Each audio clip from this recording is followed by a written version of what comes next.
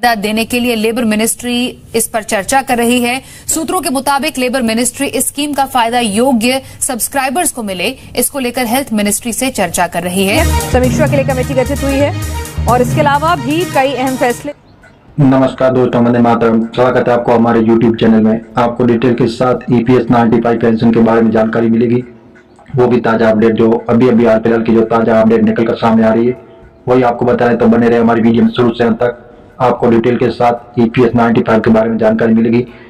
जी हाँ दोस्तों, पेंशनों के लिए मौज, न्यूनतम पेंशन बढ़ोतरी की आ रही खबर। जी हाँ दोस्तों, आज की ताजा अपडेट में जो बताया जा रहा है पेंशन बढ़ोतरी को लेकर बहुत बड़ी खुशखबरी आ रही है। जी हाँ दोस्तों, आपकी जो मिनिमम पेंशन है उसको बढ़ाया जाएगा। आज की खबर में बताया जा रहा है कि आपकी मिनिमम राशि पेंशन की जो 1000 रुपये आपको मिल रहे हैं उनको बढ़ाकर 9000 रुपये किया जाएगा। और पेंशन लिमिट, जी हाँ दोस्तों, पेंशन लिमिट जो आपकी लिमिट है 15000 रुपये की, वो लिमिट को बढ़ाया जाएगा, बढ़ाकर 21000 रुपये किए जाने की हो रही है बात। जी हाँ दोस्तों, और उनके साथ में आपको मुफ्त में मेडिकल सुविधाएं भी प्रबंध कराएगी सरकार और हायर पेंशन का भी आपको लाभ मिलेगा। जो लोग इस योजना से वंचित है तो उन लोगों को जोड़ा जाएगा और उनको भी इसका योजना का लाभ दिया जाएगा। जी हाँ दोस्तों, जो सरकार आपके लिए बहुत ही अच्छा लाभ देने का प्रयास कर रही है। हो सकता है कि अप्रैल के अंत तक आपके ब्याज का पैसा भी आपके अकाउंट में आ सकता है। अनुमान लगाया जा रहा है कि आपकी पेंशन बढ़ोतरी को लेकर बढ़ी हुई पेंशन भी आपके अकाउंट में आएगी। जी हाँ दोस्तों, इस प्रकार की जो न्यूज निकल कर आ रही है जो 2024 में EPFO के सदस्यों के लिए बड़ी खुशखबरी आ रही है। सरकार आपकी जो EPFO सब्सक्राइबरों को बड़ा तोहफा दे सकती है। खबरें आ रही है कि सरकार कर्मचारी भविष्य निधि संगठन सदस्यों को न्यूनतम पेंशन को 9 गुना तक बढ़ा सकती है और अगर ऐसा होता है तो हर महीने न्यूनतम पेंशन आपकी 9000 रुपये तक बढ़ा दिया जाएगा। यानी EPS से जुड़े लोगों को हर महीने 1000 रुपये के बजाय आपको 9000 रुपये मिलेंगे। जानकारी के मुताबिक इस महीने में एक श्रम मंत्रालय की अहम बैठक होने वाली है। इस बैठक में बड़ा फैसला लिया जाएगा। इसके अलावा इस बैठक में एक नई संहिता पर भी फैसला लिया जाएगा और माना जा रहा है कि इस बैठक का मुख्य एजेंडा कर्मचारी पेंशन योजना के तहत न्यूनतम पेंशन को बढ़ाया जाना। आपकी जो न्यूनतम पेंशन है उसको बढ़ाने को लेकर एक बहुत बड़ी बैठक भी होने वाली है। इस बैठक में आपकी जो पेंशन लिमिट है उसको भी बढ़ाया जाएगा आपकी। और जी हाँ दोस्तों, कई अनेक तरह की जो सुविधाएं आपको प्रबंध कराएगी सरकार। बहुत ही अच्छी खुशखबरी निकलकर सामने आ रही। बुजुर्गों के लिए बड़ी खुशखबरी आ रही है। देश में कुछ ही दिन और सरकार बुजुर्गों को बड़ी खुशखबरी देने जा रही है। केंद्र सरकार गरीब महिलाओं, किसान और बुजुर्गों समेत सभी वर्गों के लिए कुछ न कुछ राहत देने की तैयारी करता है। इस बार उम्मीद है की जा रही है बुजुर्ग आबादी की पेंशन में इजाफा हो सकता है। इसके साथ ही इन लोगों को इनकम टैक्स में छूट का फायदा भी मिल सकता है। और फाउंडेशन ने वित्त मंत्रालय और अन्य हितधारकों से अलग बजट को अंतिम रूप देते समय उसकी सिफारिशों तथा सुझावों पर गौर करने की अपील की है। बयान में कहा गया है कि वृद्धा पेंशन को मौजूदा मुद्रास्फीति के अनुसार संशोधित किया जाना चाहिए। 3000 रुपये प्रति माह बढ़ाई जाए पेंशन। बयान में कहा गया है कि मंथली वृद्धा पेंशन में केंद्र सरकार का वर्तमान हिस्सा प्रत्येक पात्र वर्ग व्यक्ति के लिए प्रति माह 3000 रुपये तक बढ़ाया जाना चाहिए। राज्य सरकार को भी अपने हिस्से को इसी के अनुसार संशोधित करने की सलाह दी जानी चाहिए। निवेश योजनाओं पर बढ़े ब्याज के अलावा फाउंडेशन ने वित्तीय सुरक्षा उपायों के तहत बुजुर्गों के लिए बैंक, पोस्ट ऑफिस और अन्य जमा एवं निवेश योजनाओं पर ब्याज दर में वृद्धि की मांग। और इसमें कहा गया है कि इनकम टैक्स में खासतौर पर वर्ग लोगों के लिए और राहत दी जानी चाहिए। इन प्रोडक्ट पर मिलने GST में छूट NGO ने बुजुर्गों द्वारा अक्सर उपयोग की जाने वाली सेवाओं और प्रोडक्ट जैसे ऑडिट, डायपर, दवाएं, व्हीलचेयर और वॉकर जैसे स्वास्थ्य संबंधी उपकरण 70 वर्ष से ऊपर बुजुर्गों के रोगियों का अस्पताल में भर्ती, मेडिक्लेम नीतियां तथा चिकित्सा परामर्श शुल्क पर GST की छूट की मांग। जी हाँ दोस्तों, तरह तरह की जो चर्चाएं हो रही है आपके लिए बहुत ही काफी लाभदायक होने वाली है।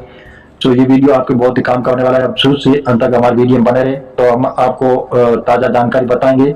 जो इंटरनेट से जुड़ी जो खबर है वो जैसे मीडिया आधारित आपको बता रहे हैं। सरकार से ऐसी आधारित पुष्टि नहीं हुई है, घोषणा भी नहीं हुई है। जी हाँ दोस्तों, हम मीडिया आधारित आपको बता रहे हैं। EPFO कर्मचारियों को जल्दी मिल सकती है खुशखबरी। जाने कब आएंगे 64,000 रुपये। EPFO उन सभी कर्मचारियों के लिए बड़ी खुशखबरी आने वाली है जिनका PF का पैसा कट रहा है। उन सभी कर्मचारियों को सरकार जल्दी बड़ी सौगात देने वाली है। सरकार के सूत्रों के अनुसार जल्दी सरकार पीएफ कर्मचारियों के लिए उनके खाते में ब्याज का पैसा डालने वाली है। कर्मचारियों को ब्याज के पैसे का काफी समय से इंतजार भी है। जानिए आपको पैसे मिलेगा ब्याज का पैसा। केंद्र सरकार के सूत्रों के अनुसार बताया जा रहा है कि कर्मचारी को जल्दी उनके पीएफ के ब्याज का पैसा मिल सकता है। उस पर अनुमान लगाया जा रहा है कि यदि किसी कर्मचारी के खाते में जैसे 10 लाख रुपए है तो उसे ब्याज के रूप में 81,000 रुपये मिलेंगे। वहीं 7 लाख वाले को 56,700 रुपये मिलेंगे। वहीं 5 लाख वाले को कर्मचारियों को ब्याज के रूप में लगभग 40,500 रुपये दिया जाएगा। और वहीं 1 लाख रुपये होने पर कर्मचारी को 8,100 रुपया ब्याज के रूप में प्रदान किया जाएगा। जी हाँ दोस्तों, इस प्रकार की न्यूज निकलकर सामने आ रही है जो आपको बहुत ही अच्छा लाभ होने वाला है। जी हाँ दोस्तों, ईपीएस 95 पेंशन की ताजा खबर आ रही है। ईपीएस पेंशन इसके तहत 6 करोड़ से अधिक असधारक और 75 लाख पेंशन भोगी लाभार्थी है। ईपीएस 95 राष्ट्रीय संग्रह समिति ने न्यूनतम पेंशन को 1,000 रुपये मौजूदा स्तर से बढ़ाकर 7,500 रुपये करने के लिए श्रम मंत्रालय को 15 दिन का नोटिस दिया। समिति ने मांग पूरी नहीं होने पर देशवासियों के आंदोलन के बीच चेतावनी दी। संशोधन के बाद ऐसे बढ़ेगा योगदान। जैसे अभी 15,000 रुपये मासिक वेतन पर 12% की दर से 1,800 रुपये है। अगर वेतन सीमा को बढ़ाकर 21,000 रुपये किया जाएगा तो 12% की दर से पीएफ अंशदान बढ़कर 2,520 रुपये हो जाएगा। इससे सेवानिवृत्त फंड में भी बढ़ोतरी होगी। जी हाँ दोस्तों, आपको बहुत ही अच्छा भी लाभ मिलने वाला है। जो सरकार की तरफ से जो बहुत बड़ी खुशखबरी निकलकर सामने आ रही है, इससे आपको बहुत ही अच्छा लाभ होने वाला है। ईपीएस 95 पेंशनधारक है उनके लिए बहुत ही अच्छी सुविधा सरकार दे रही है कि आपके अप्रैल के अंत तक आपको कई तरह के फायदे मिलने जा रहे हैं। जो पेंशन के लिए अपडेट आ रही है, जो पेंशन पाने वाले कर्मचारी है उनको लंबे समय से ईपीएस पेंशन बढ़ोतरी की मांग की जा रही है। न्यूनतम पेंशन बढ़ाने की मांग को लेकर संसद की स्थायी समिति ने भी इस संबंध में सुझाव दिया। बताया जा रहा है कि मिनिमम पेंशन को बढ़ाने का फैसला सिफारिशों के आधार पर लिया जा सकता है। संसद की स्थायी समिति ने पेंशन बढ़ोतरी के बारे में सुझाव भी दिया है। समिति ने न्यूनतम पेंशन बढ़ाने की मांग को लेकर मौजूदा 1,000 रुपये से बढ़ाकर 3,000 रुपये किया जाना चाहिए।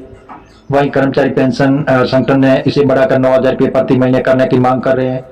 इन लोगों का कहना है कि ऐसा तभी होगा जब ईपीएस 95 से जुड़े कर्मचारियों को सही मायनों में फायदा मिले। इसके अलावा ये भी सुझाव दिया था कि जो कर्मचारी रिटायर होने के कगार पर है या रिटायर हो चुका है और उसकी पेंशन की गणना की जा रही है तो उसे पेंशन के अंतिम माह पर दिए गए सैलरी के आधार पर ही तय की जानी चाहिए। आपको बता दें कि ईपीएफओ के तहत पीएफ पाने वाले सभी लोग कर्मचारी पेंशन स्कीम 1995 के तहत आते हैं। जब वह 58 साल की उम्र के बाद रिटायर हो जाते हैं तो उन्हें न्यूनतम 1,000 रुपये प्रति महीने के हिसाब से बहुत कम है। वो मांग कर रहे हैं कि हमारी पेंशन है वो बढ़ाई जाए, कम से कम 9,000 रुपये किया जाए, तभी हमें सही मायने पर हमारे को फायदा मिलेगा। काफी लंबे समय से पेंशनों को इंतजार भी है ईपीएस पेंशन बढ़ाने का।